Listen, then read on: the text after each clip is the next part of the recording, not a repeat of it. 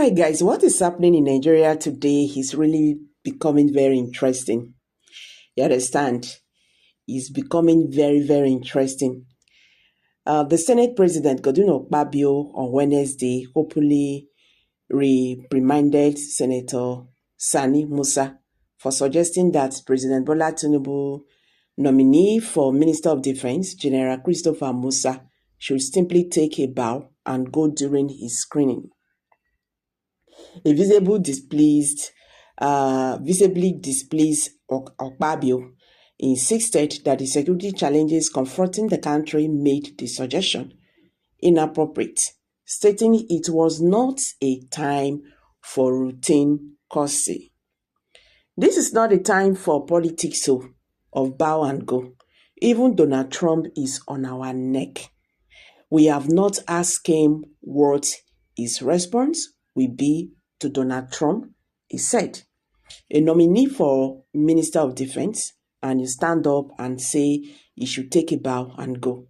With so many Christians on the Mount of Nigerians and over 200 children stay in the bush and being tortured. Let's give the man the opportunity to give Nigerians hope, he said, addressing Senator Musa. General Musa was nominated following the resignation of the former Defense Minister Mohammed Badaro, who stepped down citing ill health. Sahara reporters earlier reported that Musa had been widely expected to replace Badaro. President Tinubu formally forwarded Musa's name to the Senate in a letter transmitted to Akpabio on Tuesday. The debate over the defense portfolio comes amid escalating security concerns, including the abduction of 303 pupils and students from St. Mary's private clinic, Catholic primary and secondary schools, Pire, Niger State.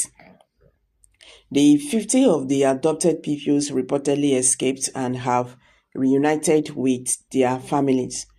Most Reverend Bulus Dawa, the chairman of the Christian Association of Nigeria, Niger State chapter, confirmed their return, saying, as much as we receive the return of these 50 children that escaped, with some sign of relief, I urge you to all continue in your prayers for the rescue and the safe return of the remaining victims. The update signed by his media aide Daniel Otori stated, for the records, we now have 251 primary pupils, 14 secondary students, and 12 teachers still with their adopters. He added, in the primary session, out of the total of 430 pupils we have in the school, 377 of them are boarders, and the remaining 53 others are non-boarders. Currently, outside the 50 pupils that escaped and have returned home, we have 141 pupils who were not carried away. As it stands now, we have 236 pupils, another 3 children who belong to our staff, 14 secondary students, making a total 253 children, including 12 members of staff with their adoptees. The Niger attack is one of several recent kidnapping incidents across Kwara, Kebbi, and Borno states, highlighting public anger and pressure on the government to strengthen national unity. Okay, with the way he's talking now, can we now say that they have woken up from their slumber?